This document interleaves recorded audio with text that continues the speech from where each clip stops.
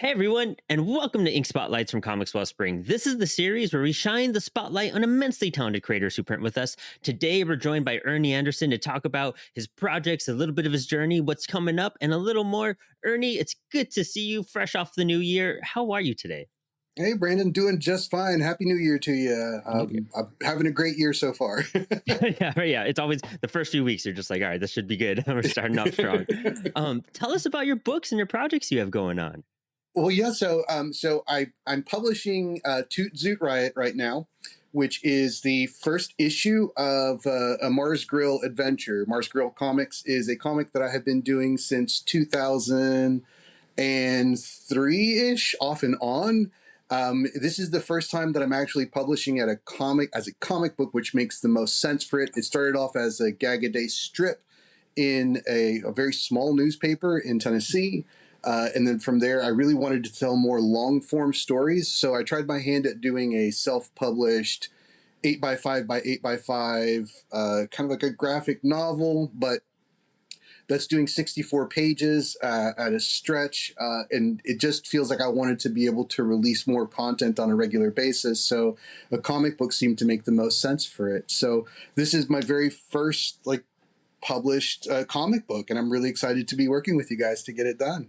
Dude, that's so exciting. And that sounds like quite a journey leading up to this as well. You're saying, so this was printed originally in a Tennessee newspaper, like a local paper, or? A very small local paper out of Norris, Tennessee. And it has to do with the whole origin story for the comic, Oh, which I can get into now if yes. you want Yeah. to. Please tell me about it. Yeah.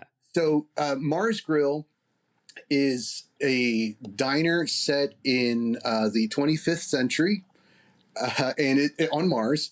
I got the idea for the comic because I was working at a restaurant at the time called the Tennessee Grill. It was my first time in a big city. I'd moved to Knoxville. I grew up in Orlando, which is a very, very big city, but I had a very kind of sheltered existence. My high school class was like 23 people. So the most people that I met at one time was when I went to college a few years later, and that was like 6,000 people, but I'd never been actually out on my own. So I moved to Knoxville. I had a friend who lived there, who was also very artistic.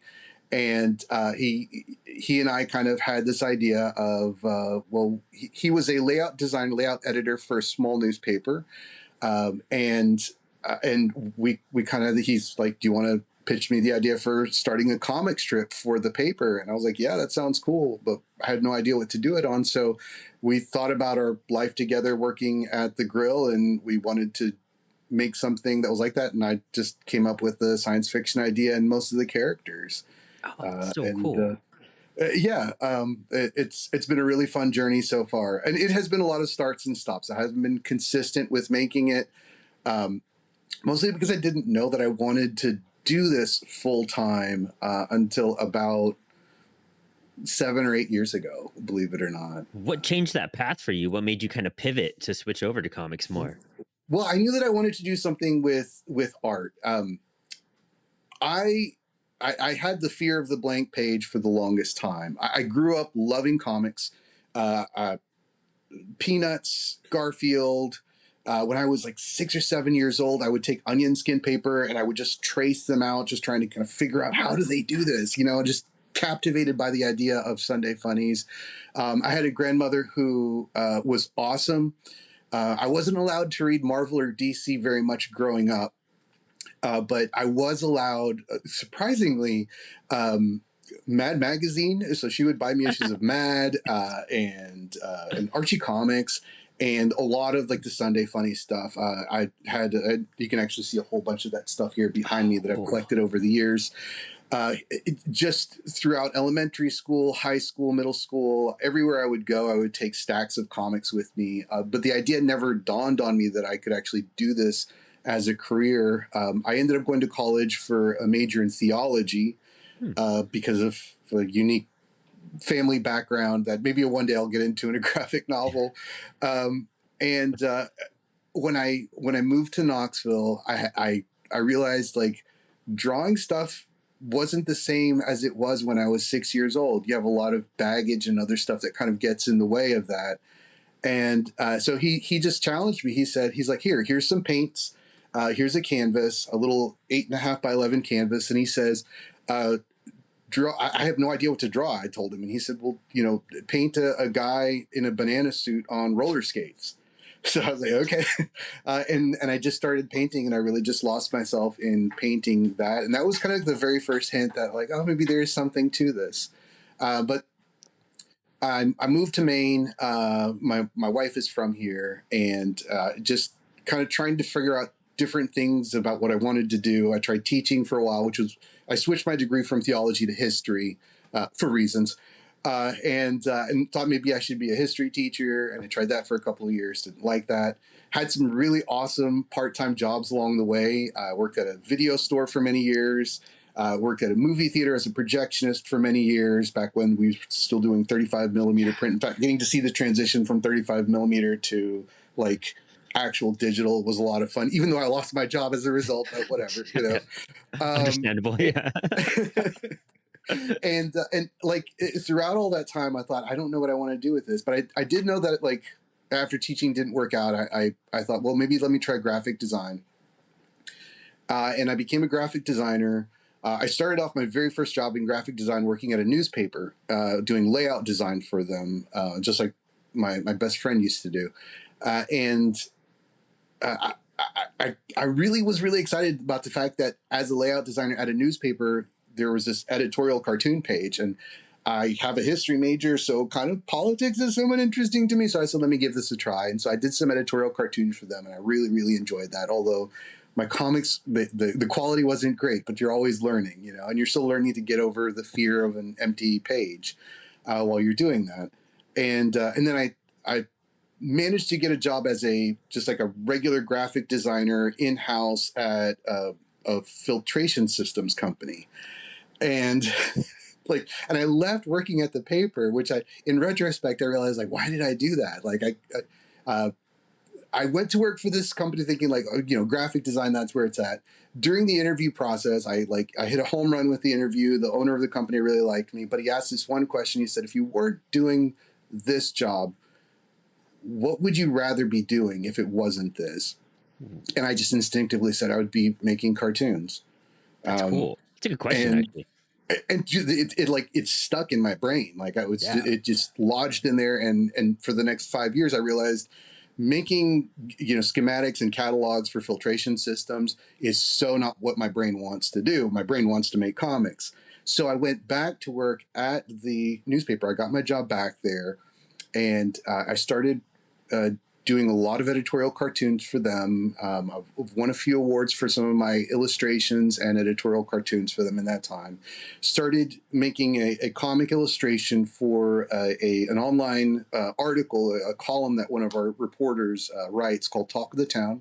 It's very zany, and so it really has given me a lot of freedom to just draw from my imagination, to practice drawing a lot of things that I didn't have a lot of practice doing, like caricature work and that sort of thing.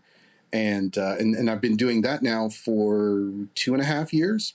About a year into doing that, I pitched the idea of doing a Sunday comic for them, which was Anvil Falls, which I've now done for almost 2 years. It'll be 2 years in February.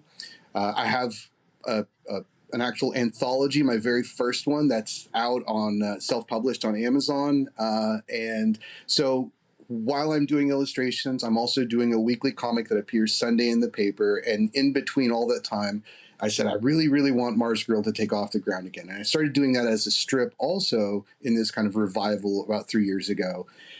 But then I just realized I really just want to go back to the long form format. So I put together the first issue of Mars Grill as an actual comic book. And you can actually see the transition in the first couple of pages where it starts off as, panel work. And I was able to do this really kind of fun, dramatic shift and change where it went from being a Sunday Funny style comic to an actual comic book. And so here we are. Man, that's so Um, cool. That's like, yeah. it's such a journey for one, but it shows so much behind your background of one, just starting from the fear of the blank page, it's something that all of us carry to a large extent, Absolutely. and Yeah. trying to get over that is so difficult. But also, I like what you're saying, how when you're younger, like, drawing just seemed like whatever, we could all do it. And as you get older, these hurdles, kind of get in the way, and you kind of block yourself off. That's exactly why we started the show Spilled Ink every Thursday. Like, I don't know how to draw. I've always been terrified. I feel like I suck. And then I was like, well, if I go online and just show I'm learning as I do it every week with a group of cool people, like, I'll eventually get over that, and maybe it'll inspire people. So, like, that's such a good push, just to have the audience hear that of, it's hard. It does intimidate us, but we got to push past that. And look where that consistency has landed you, And I Yeah. think that's kind of such a dream gig for so many people, just like being in a Sunday strip in the newspaper. I grew up on the Sunday Funnies and Mad Magazine as well. Those were my entry Uh-oh. points I into think the comics. feed froze up. Oh, Oh, I dang. lost you there for a second. Yeah, Oh, the okay. feed froze for a second there. My internet might be That's, super weird today. My bad. the last thing I heard was "I think," and then it just cut off Oh, at that point. I don't even know where my train of thought was, but it was one of those things where, like, Mad Magazine and Sunday Funnies are where I also grew up. So, like, that like road that takes you in this direction is so much fun, and you didn't give up. It sounds like you just kept on rediscovering. Like, you could fall off the wagon every so while, but then you discover, oh, this is where happiness is at, and the grass is always greener no matter where you stand. And I love that you've wound up here in this position and now putting out your first book. That's an epic story, dude. That's so congrats on all of that. I'm so happy to hear everything.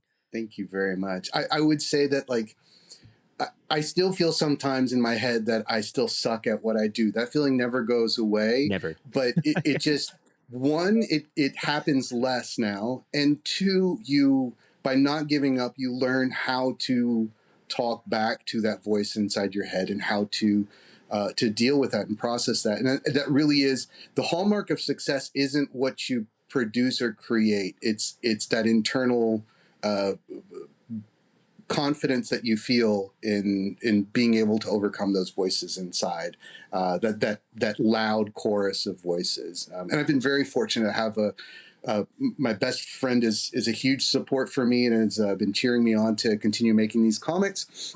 My wife also, I owe the world to her for helping me get to this point to where I am. So it really does help to have positive voices along the way, and to just be able to be a part of that same choir that answers back to that other choir and other people's voices head, is just, that's really the win for me.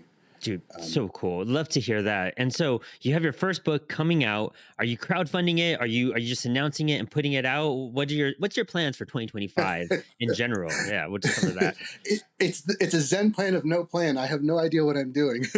I have the book printed out. I'm putting out just a small a few hundred to start off with. I'm going to be at a couple of conventions. Ooh, It's also my first time going to conventions this year.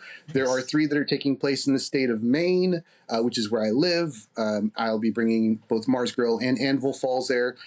There's also a convention in Tennessee that I'm hoping to go to, but the sign up for it isn't until January 1st. So hopefully by the time that this comes out, I can definitely confirm that I'll be going there.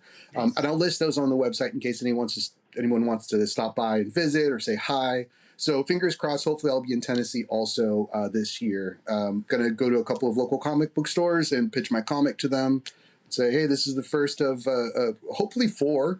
Is what I'd like to start off with for 2025. I think that I'm able to manage doing that along with everything else that I have planned for this year.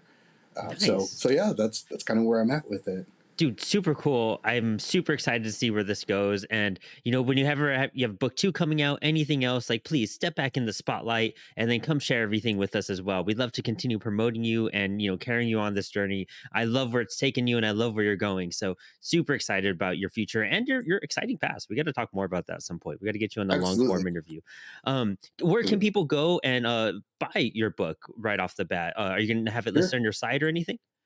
I'll have a link on my site to some of the self-published stuff that I do on Amazon. For this comic book right now, the only place to get it is at the conventions, and hopefully at a couple of local comic book shops. But I'm hoping to change that. I'm not quite sure how to do that, but perhaps maybe getting a Kickstarter started up, or just some kind of crowdfunding to be able to promote it. But I can definitely say that right now, all of my content is available online to follow on my website, earnstarcomics.com. So you can see everything that I publish there. But if you'd like actual, I will say that the comic book does also include some content that's only found in the comic book. So there's additional storylines as well too. There's a D&D story where the group gets together and plays D&D that takes place, and it's only available in the comics. So you'll get some added content by purchasing a copy today. So yeah. Awesome, dude. News to come. I'll post news on my website about how to get a hold of the comic if you live far away and would like to get a copy. If you can't make it to Maine, although definitely make it to Maine. It's beautiful, It's beautiful up up here. Yeah, it's gorgeous. I haven't gone there yet, but I have friends up there, and I know it's beautiful. I got to make my way up there soon.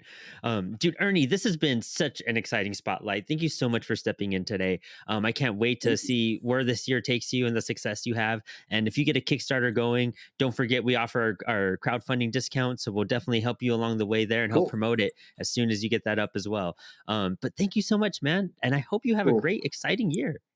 Thank you, Brendan. You as well too. I've been very satisfied so far with everything that you guys have done. So we'll definitely look into all of that. And a happy New Year to you, and many successes in 2025 to you and yours with this year, with ours.